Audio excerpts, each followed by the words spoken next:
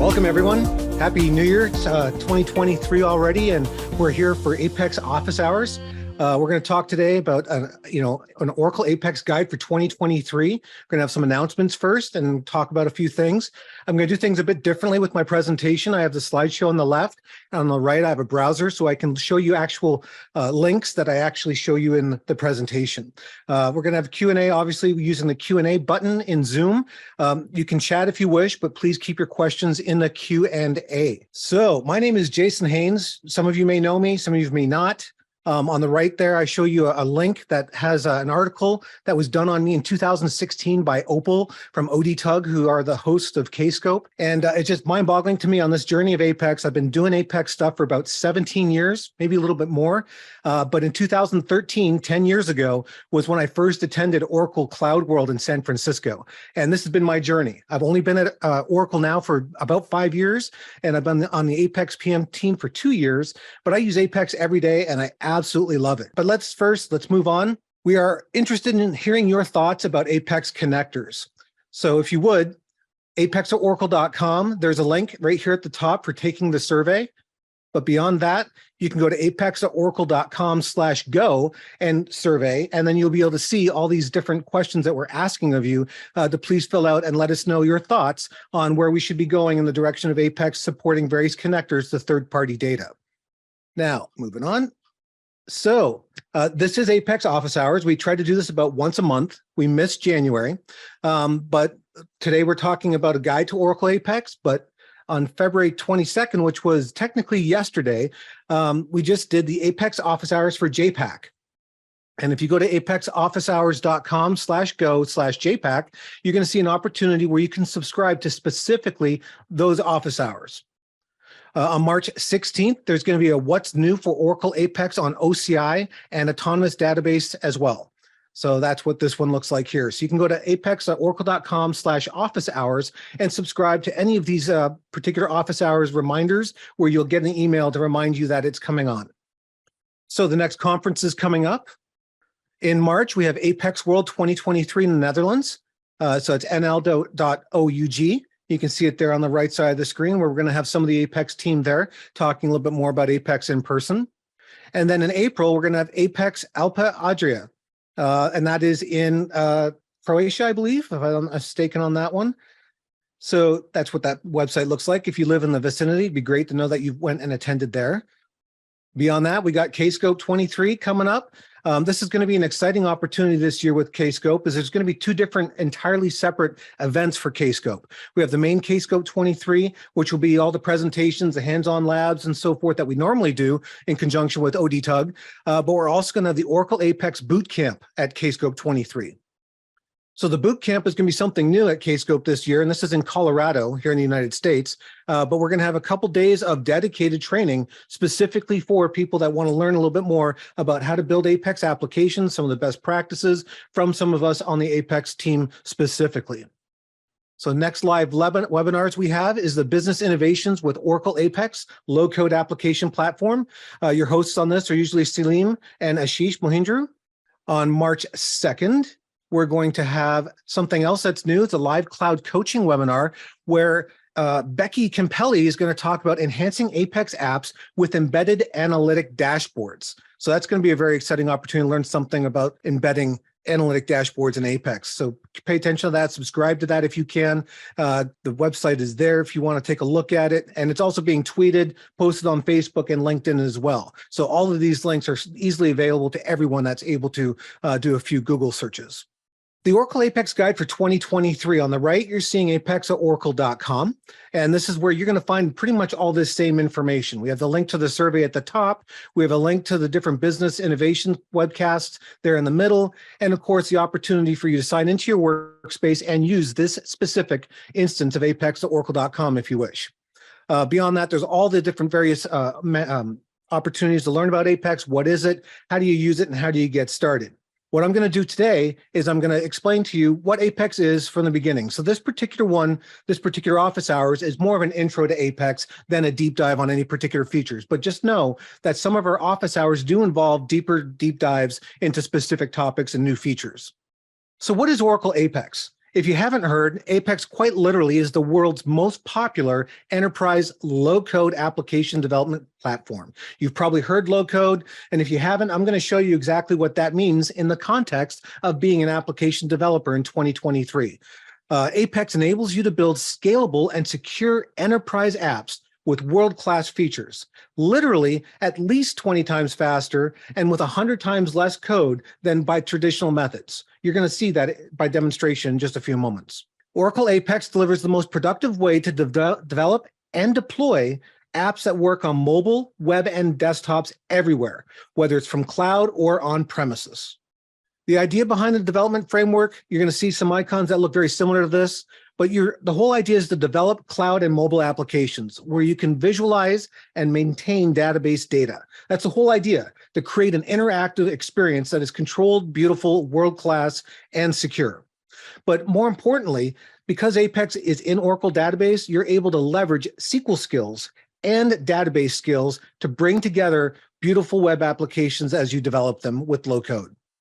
The characteristics of Oracle Apex are that the development IDE is in your web browser. There's no software for you to install, no plugins, nothing like that. The way Apex works is Apex is actually in Oracle database. When you're using the IDE, which I'll show you in a moment, you are literally making changes to switches and configurations, and that information is saved as metadata in the database. So Oracle database is storing just the different options you've selected as a developer for your app. There is no code generation. This whole functionality of flipping switches and setting values is called declarative. And that is our goal with Apex and making it low code, to make up as many features as declarative as possible. The whole idea with Apex in the database means it's efficient execution with only one request and one response from the database back through the middle tier. This results in zero latency data access to your data that is local in Oracle database. On to a demo. So I'm going to bring up my browser here at Microsoft Edge, just a matter of choice. And here we see apex.oracle.com. You see some familiar icons down here with the app builder, SQL workshop. I'm going to show you some of how that works. Our tagline is build enterprise applications 20 times faster with 100 times less code. And you can quite literally click this button and start for free today. If you're unfamiliar or have never gotten your own Apex workspace, when you click this button, you are brought to a page where you have two choices. You can get started on this instance of apex.oracle.com and request a free workspace, or you can go try the always free Apex service on OCI. But requesting a free workspace on apex.oracle.com is the quickest and easiest way. All you have to do is fill out a few pieces of information, no credit card required. You hit the button for request workspace and an email is sent to you. When you get that email, you click that link, and that link is what initiates the creation of your workspace that is specifically yours and only yours. So I've already got ahead and created my own workspace. I'm going to go ahead and sign in, and this is what it looks like. So you'll arrive at a screen where you're entering your workspace name, your username, and your password. I am a workspace administrator for this particular workspace, and I'm going to go ahead and build an application and show you what's involved.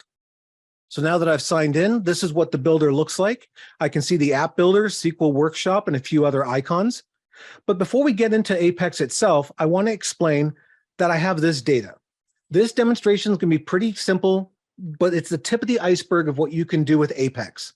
The whole idea here is I'm showing you a spreadsheet of data. It's for New York City high schools. Many of us have done this demonstration before with this data set, but it's just a rich data set that shows us the ability of using Apex from a low-code perspective and demonstrating a lot of neat features in Apex that work out of the box beautifully. There's about 427 rows here. The whole idea of this data set is show me the schools in the New York City area, give me the ability to interact with that data by reporting on it, slicing and dicing for filtering, perhaps searching. Maybe I want to actually have the ability to do data entry. Maybe I want to have the ability to add new records, maybe even delete records. How do you do that when you want to build an application with low code? And that's what we're going to demonstrate. One of the features here in Apex is building an application from a file. So this file is on my system. I'm now going back to App Builder, and I'm going to create an application through the Apex process. This is what a workspace looks like that has several apps. I have 15 here, but I'm going to initially just hit Create. In hitting Create, I have a couple choices. In this particular case, I'm going to create an app from a file. I'm going to choose my file. And here's the New York City High School CSV. This step is initiating a wizard process where Apex is looking at the data I've specified from the file upload. Apex has identified the different columns and the data types of each of those columns, because sometimes we have text, sometimes we have numbers, sometimes we have dates. But the first thing we have to do before we build an app is, in this particular case, I want to create an Oracle database object called a table with this data. So I'm giving it a table name called schools, and I'm going to load my data by clicking that button. That only takes a moment. Apex has then loaded the data into Oracle database on this particular instance in my own workspace and my own schema. And I can see Apex is telling me that the schools table was created with 427 rows. Immediately see in the bottom right, a green button for create application. I'm going to click it. What this does now is invokes a process called the Apex blueprint process. And Apex has now looked at the data and made some decisions. Here's a handful of pages that are going to be created as part of my application with no configuration changes whatsoever. Obviously, we have a name, we have an icon. We could change the appearance if we wanted to. I could add new pages, but off the top, Apex has decided in this blueprint process, there's going to be a home page, which will have some navigation. There's going to be a dashboard page that's going to have some charts on it. There's going to be a search page that uses an Apex feature called faceted search. And in addition to that, another page that will be a report page with, yet again, another Apex feature called interactive report. An interactive report then can be linked to another page called a form, and that form will facilitate data entry. So you're going to see a lot of that stuff in action. But note, I could go in and make some edits in here. I could change the order. There are a whole bunch of other features here, but I'll leave that to you to explore. Beneath all of this, I see that there are other feature options. I'm going to check them all. I'm not going to go into detail about what each one does, but just understand that each one of these features being checked will create extra pages in my app. So beyond the 4 or 5 pages up top that Apex has determined from this data should be created, there's going to be pages created relevant to these other features.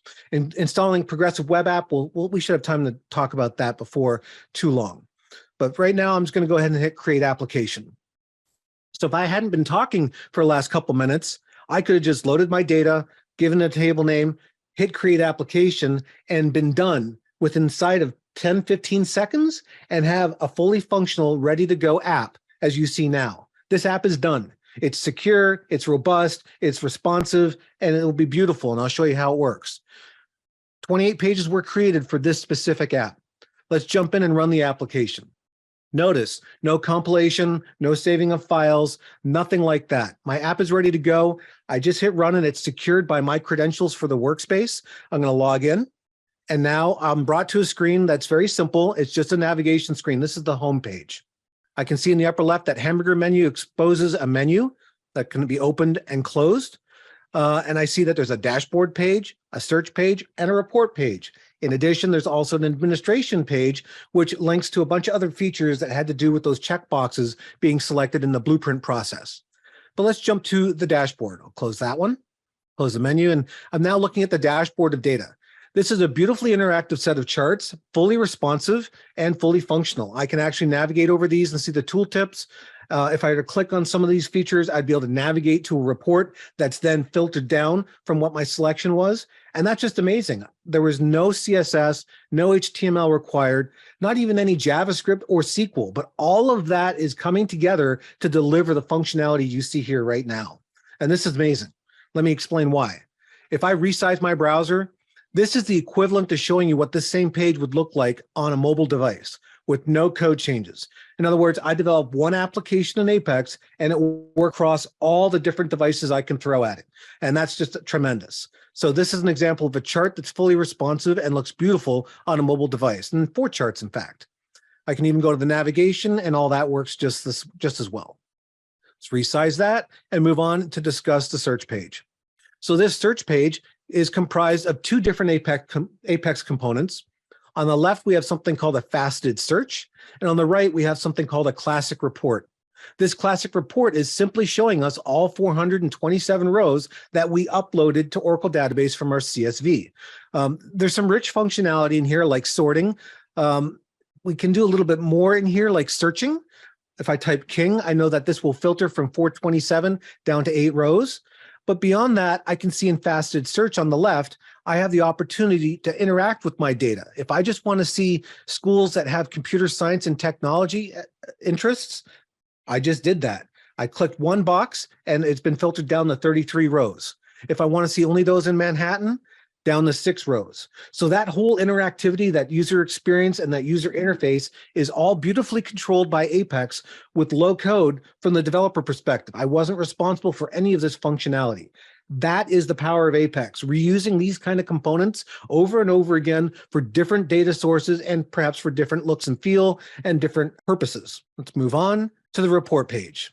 This particular page is going to show some different functionality. This is another region type that is a report, but it's called an interactive report. And there's many reasons why this is very unique and different, but also powerful. Of course, I can still search. I'm searching for King, just like I did in the faceted search. All the records have now all been filtered, same 8 records, but I've got far too many columns, but I've also got a create button I haven't had a chance to talk about yet. And I've got an edit icon here in the first column of the report. Let's talk a little bit about that. I'm going to clear my filter. The idea here on this report is to give the user the opportunity to see all the data, filter it, and create new records or edit existing records. So when I hit create, this is the functionality from the blueprint that was referred to as a form. So when I hit the create button, a new page is actually opened in what we call a modal drawer. And now all the components of the fields are represented by different fields on this page where a user can now type. So this is the user interface. And this user experience can be controlled to a great extent by an Apex developer. I have a cancel button and I have a create button. So I could fill this out and hit create and end up with a new record. More importantly, though, I can actually edit records. So if I click the edit button here, I can see that I have the same fields that I just saw, but the data is populated from that particular row. So that functionality is very rich and it is very powerful. I actually even have a delete button down here. That gives you an example of what can be done with the user experience. I am an administrator or a contributor of this particular application by default. That means I can edit data, I can delete data, I can create new records, but that can be controlled even further to a great extent from a developer's perspective. So that shows you some of the top level pages that were created.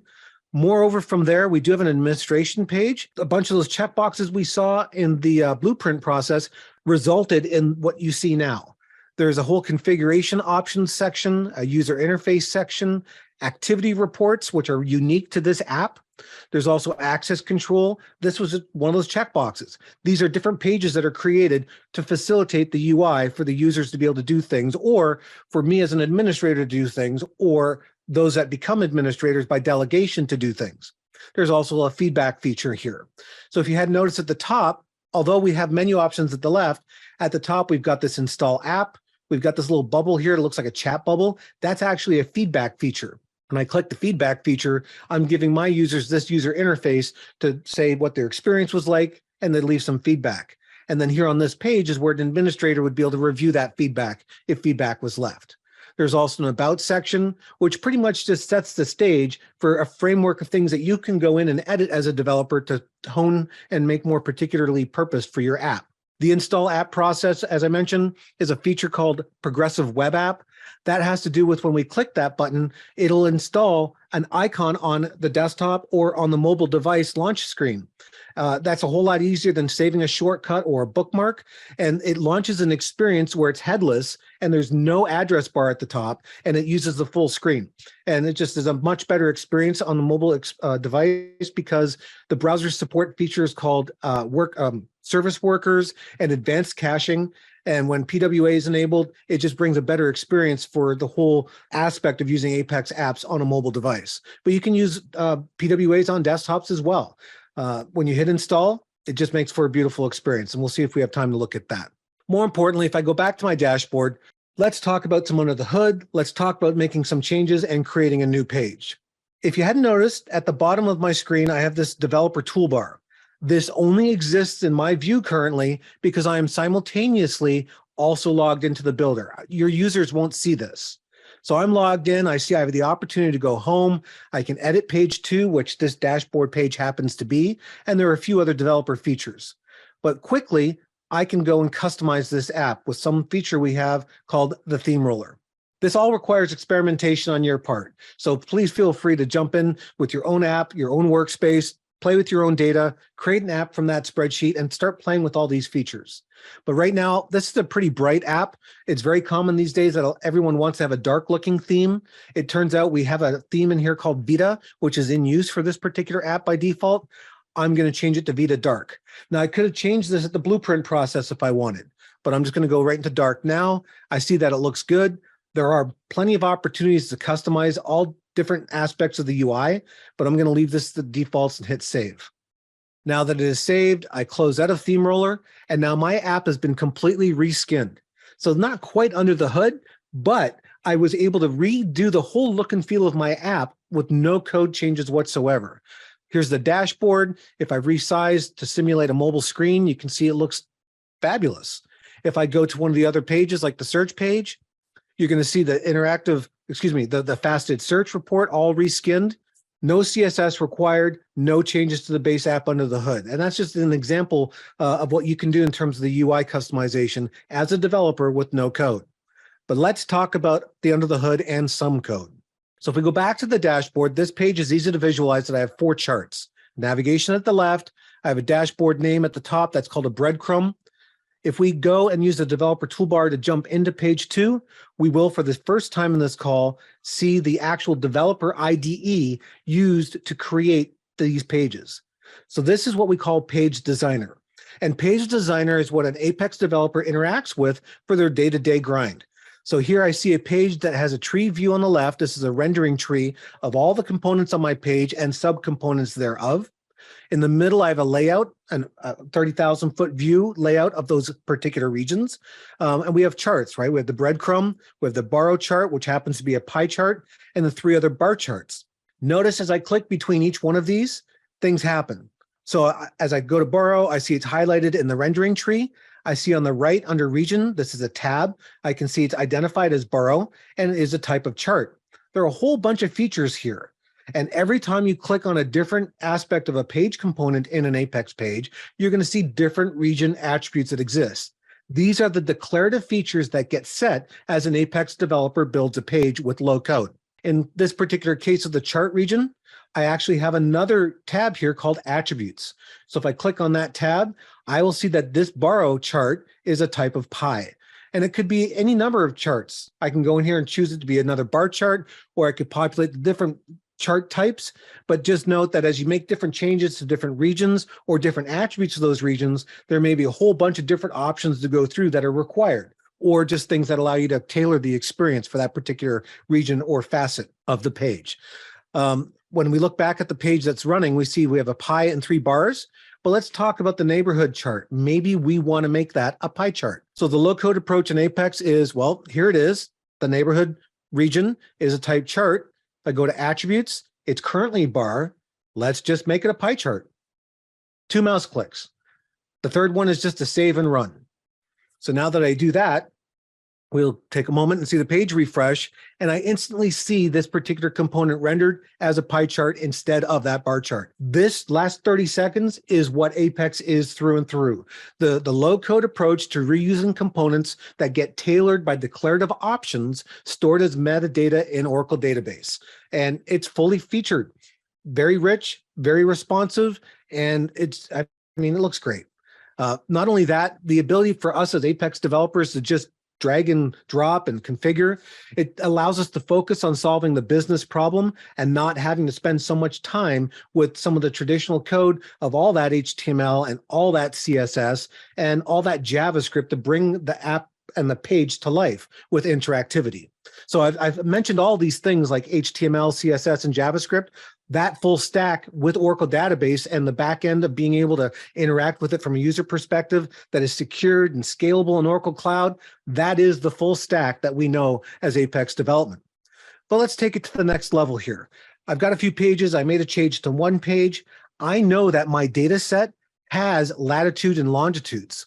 So you might be already ahead of me knowing that with this latitude and longitude data, what can I do next in this app? I'm going to take advantage of the functionality of Apex to build a new page. So I go back to Page Designer. I'm going to navigate to the top, and I'm going to hit Create Page. This invokes a wizard that has a high-level summary of all the different page types that are most common. Blank page, cards page, a chart or dashboard page. As we move down, we see a map page. I'm going to specify this to be a map page. I'm going to call it map by giving it a simple name. Now, do note that I don't have to use local data. This data could be from a REST endpoint somewhere on the internet. It could also be from another database via DB link. Any number of data sources can be used here. I just happen to be working with the data that I loaded. So here's the table that I have called schools, and I'm going to hit next. And now on this page, I have a choice of deciding how my map is going to be configured to use points or lines or polygons. I know, as I just showed you from the data I loaded, I have two numeric columns. I'm going to specify the longitude column and the latitude column. And I'm going to enable the feature called Create Faceted Search Page. So just by choosing these options declaratively, the wizard's now complete and a page is being built. And now it's done. I'm now back at Page Designer looking at my new page. I can see it was created.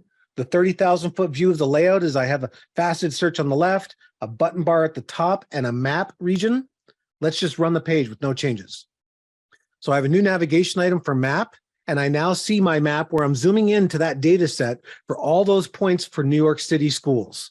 Very rich. I have all the features you would expect, being able to have tooltips. I can zoom out and zoom in. Everything you would normally expect to be able to do with a map is now available in Apex out of the box. Not too long ago, this was not possible declaratively. And this is an example of our commitment in Apex and the further development with new releases, with new features that come where you don't have to mess with APIs, JavaScript codes, CSS or HTML. It's all put together declaratively with very little effort for the developer. And this is just tremendous. I can filter data here similarly as I did before.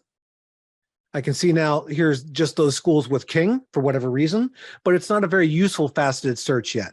So let's talk about improving that. Let's go back to page 6. I do know that I have the map. There's a faceted search here. I see I've only got a facet for search. I'm going to right click here and choose Create Facet. And this is just, again, the tip of the iceberg of what you can do.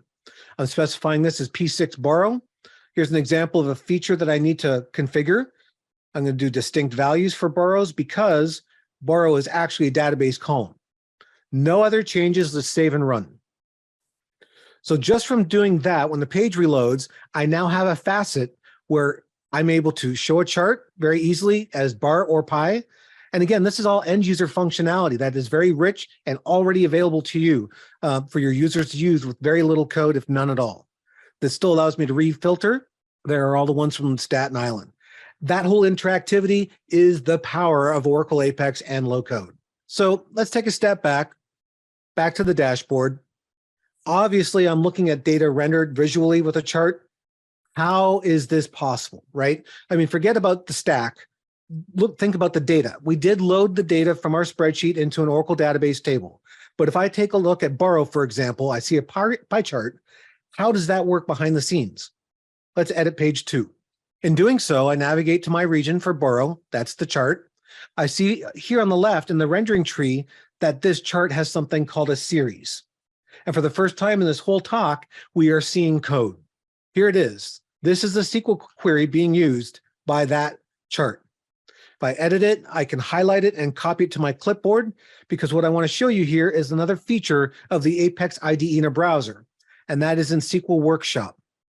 I actually have the ability to look at other database objects like other tables or the table I just created, as well as other features of Oracle Database.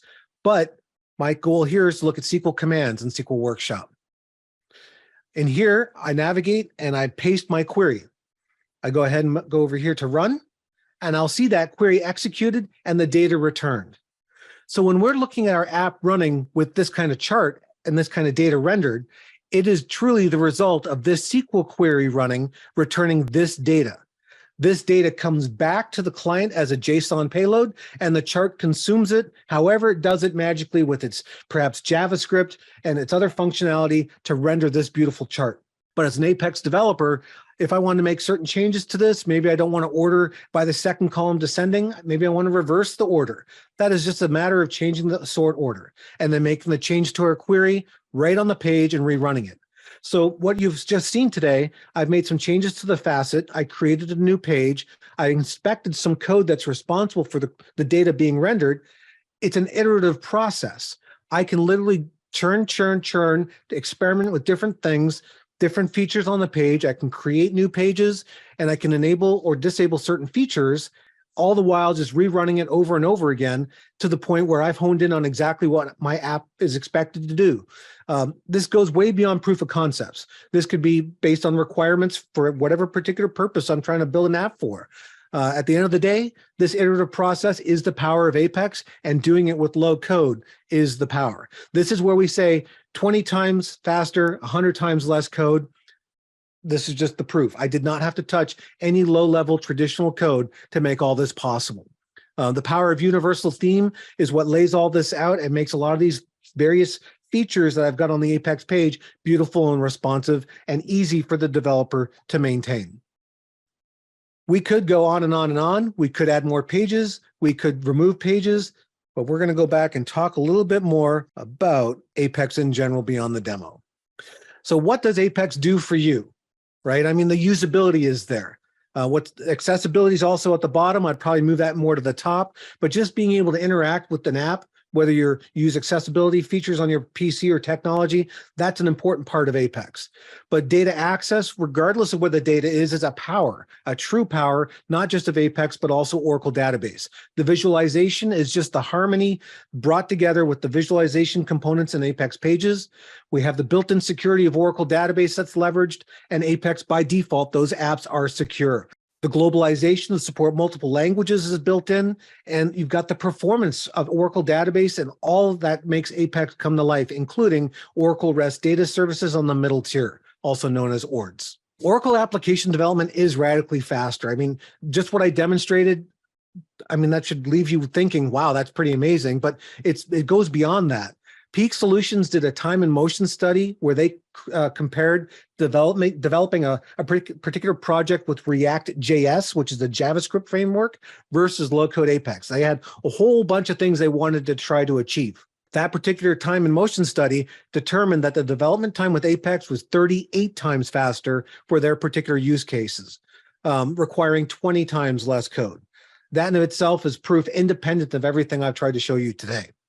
The various Oracle Apex use cases go well beyond just spreadsheets. You can build new cloud and mobile apps. You can extend SaaS, which is software as a service, and enterprise apps. You can develop new data-centric apps and even modernize Oracle Forms apps to become Apex apps easily and beautifully with Apex. If you didn't know, Apex has been around for quite a while. It's not a new technology. Back in 2004, Apex was released as version 1.5. I got my start on basically Apex 3.0 around 2006, but it's been around for a while. We are currently on Apex version 22.2, which was released this past November. 23.1 is coming this spring. But what's important to also take away here are two things. From the very first release of Apex of 1.5, if an app was built in that version, it would still be importable and run today on Apex 22.2, requiring 0 rewrites. Not only have we delivered hundreds of new features and maybe thousands of smaller features, the idea here is that no rewrites is a huge opportunity with Apex where you don't have to re-envision an app every time a new version of Apex comes out. And those older versions of Apex apps can still be modernized. You can go from 4.0 to Apex 22.2 with a lot less pain than building an app from scratch. And there's no air quotes competitor that can claim that. Beyond that, you can see in these different version numbers, around 2018, we went from a major version dot minor version, which incremented to 5.1 and changed to the year dot release. So in Apex 2018, we released Apex 18.1 in the spring and 18.2 in the fall. And we've been on that pattern ever since. We're releasing 2 new releases every year, spring and fall. So Oracle Apex is everywhere. It is a true no-cost, fully supported feature of Oracle database. Every edition of Oracle database supports Apex. There are no limits on developers or end users or the number of apps. It's resource-based. So if you have the disk space and wherever your Oracle database is, it can grow and grow and grow and grow to facilitate as many as you wish with no additional cost. Some of the air quote competitors for low code, You can have as many developers or end users or apps as you want, but you're going to pay for that every month as time goes on. That's not the case with Apex. Apex is available in all database cloud services regions around the world. There's over 40 of them, notwithstanding on-prem. Like I have Apex on my laptop. That's huge. Many of the other low-code platforms don't have that ability to be disconnected from the internet like Apex does. You can run on premises, Oracle Cloud, and even in other clouds. Azure, AWS supports Apex on Oracle database in those particular configurations. So the whole multi-cloud idea is part of our reality today. And of course, Apex is free on Oracle Cloud using always free services. So just to give you some stats, we say that it's the most popular low-code application development platform, but the numbers do back it up. We have over 2 million live Apex apps, representing a 7 times year-over-year growth for new apps in Apex. There's over 3,000 Apex apps created daily. That's a tremendous number when you think about it. And you, everyone on this call, represent 500,000 Apex developers worldwide and growing, representing a 25% year-over-year growth. And if you want to get started, you can go to apex.oracle.com today, as I showed you at the beginning of the call, and request your free workspace and get developing immediately. You can also sign up on Oracle Cloud free tier and have your own autonomous database ready to go. You could always convert to a paid tier to have more features of OCI. Just remember, OCI is a whole new world to Apex. So it's Apex on OCI on Oracle database. We have all kinds of links, some of which I've discussed here on this call. The one URL to know is apex.oracle.com/shortcuts. You'll see links here to the various features of different links like the blogs, documentation, forum, our sample apps, social media, you name it. They're all out there and they're summarized on the shortcuts. So the general shortcuts page here, you'll see all the different links there. They're documented for you to go to, especially the documentation page. You can go to apex.oracle.com/doc and bring up our docs. The same thing with API. There was a period of time when I knew that a lot of links existed as shortcuts, but I didn't know about the /API. There's even a /UT for universal theme, hands-on labs. They're all summarized here. If you're not familiar, this past fall, we released the Oracle Apex Developer Foundations course. It's 3.5 hours of training that's expert-led by our fellow PM team members around the world. And these 3.5 hours will get anyone up and running developing Apex apps rather quickly. There's also a certification and an opportunity to get certified coming. And this will be available on Udemy and LinkedIn course as well in short time. But this is a great opportunity for anyone that wants to learn how to do Apex development independently on their own to get started today for free. We do have a developer community forum. This particular app at apex.oracle.com/forum is the developer community forum. It's not just for Apex, but there is an Apex category where it's dedicated to everything Apex. So this is the place to go to ask questions about Apex if you're in the general community. If you discover a bug that you'd like to discuss, please go to the Apex Developer Forum and make a new post here. Let's discuss it. Let's talk about it. But the important thing here is this is a brand new website. And this brand new website is an Apex app. It's fully responsive and it's a PWA-enabled app that brings out all the features of Oracle Apex just from using it as a forum user. And that's just tremendous. It's a huge app and it works just beautifully. If you didn't know, we have the Apex Development Lifecycle technical paper that was published as well this past fall with a bunch of best practice tips, working sample scripts, and more. This is quite a large document. So the understanding, the development life cycle, I think it's like 80 odd pages. Steve Mensch did a great job and our development team reviewed this to a great extent to try to make sure the best information was available for you to review and figure out what is best for your team in doing Apex development. On our roadmap is to bring a lot of these features more natively to Apex and not rely so much on a lot of third-party tools. But at this time, you're still going to need to learn about other third-party tools like Git and other source control tools. Another app that we're very proud about, and I am particularly proud about, is the Oracle Apex Ideas app. I apologize for all this jumping around. So if you haven't seen this app, this is apex.oracle.com/ideas, and it is another beautiful example of a PWA and a mobile-friendly app that works with all kinds of out-of-the-box features from Apex. But the idea for this app is if you have a new idea as an Apex developer or as an Apex user, you go here and you submit that idea. And who knows, as it's reviewed and discussed, it might become a new feature of a future release of Apex. And there's been hundreds of these particular submissions that have turned into Apex features over the past few years alone. In addition to all that, I like to brag on this app a little bit more. I mean, don't get me wrong. The whole forum app is an amazing app. It's new and it's fresh. And a lot of the members of the Apex team that are on the call now are responsible for making this particular app what it is.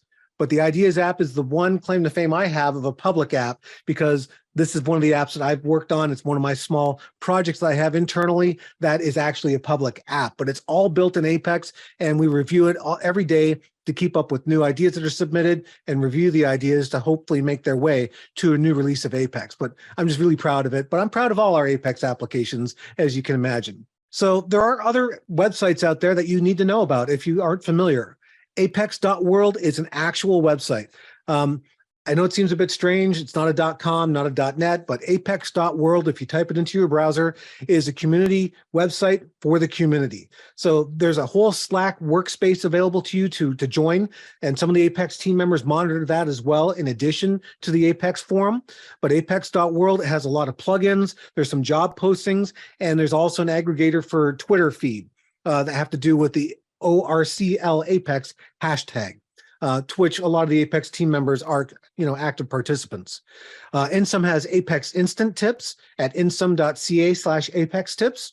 It's very similar to the Apex office hours, but of course they have a little bit more fun than we do sometimes, I guess, because it's a little bit more free form, but it's a lot of fun. I recommend you get involved with what Insum's got going on there. And for other examples of different apps that are built with Apex, there's builtwithapex.com. If you go there, you'll be able to see some different features that have been done across the world for different purposes. Some are older apps, some are modern apps. It does spread the gamut of some very, very old apps that still do what they need to do. Some of them are probably a good dozen years old, if not more. But Built with Apex is a pretty good overview of some of those apps. So that concludes everything I wanted to just kind of run through and give you as an overview for your Apex guide for 2023. I hope this gets you interested and started and motivated about getting involved with your own workspace to try developing an Apex app for your organization or for yourself personally. And at this particular time, I'd like to open it up for questions. I haven't had a chance to review the Q&A, but the rest of the Apex team have been on answering about 19 questions so far. I don't know if anyone else wants to chime in, Titania? Yes, Jason. So tag team some of these? Yeah, I have a couple of questions. You might want to take them live. Okay. First one is there any native way to easily print the dashboard page with the charts to a PDF format? You mean other than using the browser's file print? Yes. How do you print? Can you print the dashboard page with the charts to a PDF? Well, not natively per se. I mean, if we go to dashboard, you can always do file print to a PDF. If that doesn't serve your needs, when I hit print here, I can do Microsoft Print to PDF. Is it going to look good depending on the orientation of the page? Maybe not.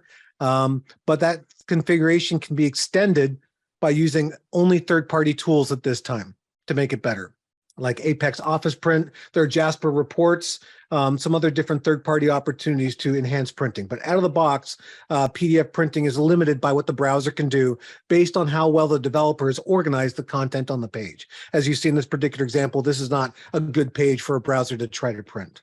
Next question. Sure. What is the difference between using Apex and Visual Source and Redwood? I think question related to Visual Source and Redwood. Hey, I see Tim, you're on the call. Can you answer that question? I'm going to put you on the spot. Yeah, thanks for putting me on the spot. I'll do my best. So I think they mean Visual Builder. So that's my guess. So Apex and Visual Builder are different platforms, but in terms of the context of Redwood, Redwood is kind of a design platform for Oracle. It's their kind of the branding. We have the forums actually use a Redwood theme.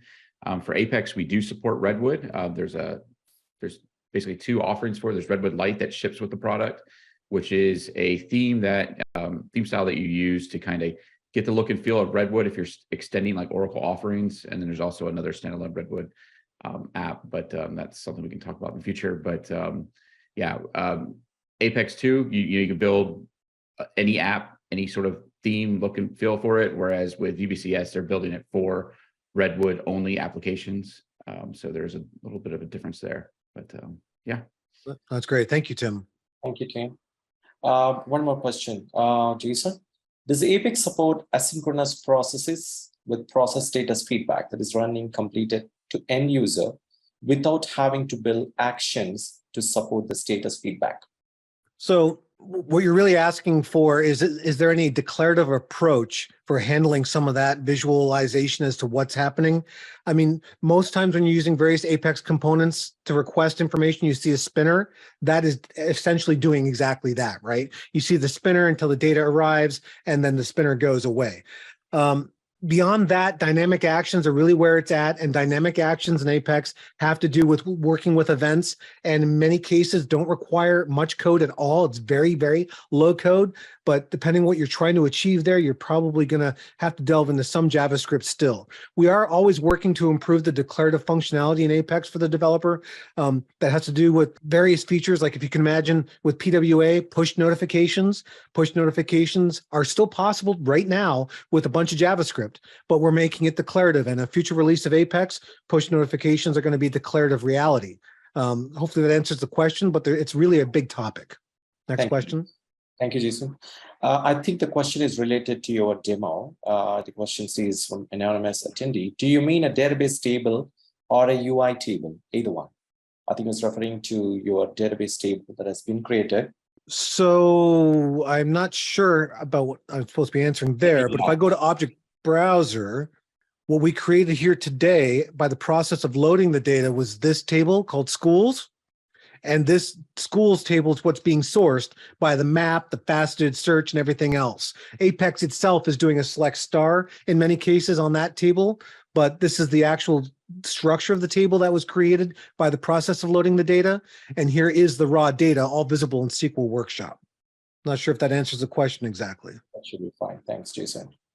And one more question is about WhatsApp integration. So basically the question is about, I'm learning more about Apex WhatsApp integration. Could you provide me with some details on how it works? And if there is a demo available, I'm particularly interested in understanding the process of integrating WhatsApp with Apex and how it can be used to enhance communication and collaboration within my organization. So Yeah, that's a fun question, but it's quite involved, isn't it? So what I would have to do, just like everybody else, I'm sure on the call that's never done this before, you'd have to Google it. You're probably going to find an API that's REST based, where you're going to need some kind of API key, and you're probably going to be able to leverage REST services in Apex very easily to interact with that service. We do it with Slack internally. I've seen a lot of examples integrating with other third-party tools, like even Twitter, but for WhatsApp in particular, I have not personally seen an example yet. I don't know if Chaitanya and your team have seen a WhatsApp example, but perhaps we can follow that up on a public tweet or something. Sure, Jason. We know some of the customers have done this, but there is no official documentation or something that we can do on this. But definitely, if there is anything that possible that we can help you out, please post your questions further on forums.oracle.com. Happy to help you out and guide you as do you know, it's probably worth asking. I mean, do we have that on one of our survey questions? Is there a WhatsApp integration? I don't think so. It's different examples here. No, it's in forums.oracle.com. I've seen that. And there's forums.oracle.com people have asked. Okay. Yeah. And then one more question, Jason. What's the difference between creating Apex service on OCI and on-premise? I think Apex on-prem versus Apex service is a question. Oh, wow. Well, Apex on-prem, you have full control over it usually, right? Your DBAs have full control over what's happening. It's not managed. Any updates to Apex, any patches are required actions of your DBA or whoever has access to that. Whereas the Apex service in OCI is fully managed on autonomous database. All the patches and updates are handled automatically. So that's an immediate thing that's off your shoulders. There are some limitations from the Apex service that you need to be aware of. The most important one versus on-prem is on-prem, you can use tools like SQL Developer, and you can use Toad or other tools, command line tools that connect directly to that database instance. But on Apex service, you don't have that kind of connectivity option. Now, there are flavors of Oracle database on OCI where you can have that functionality, but just not on the Apex service or always free tier. Thank you, Jason. One more. What recommendation to host Apex application on behalf of my customer?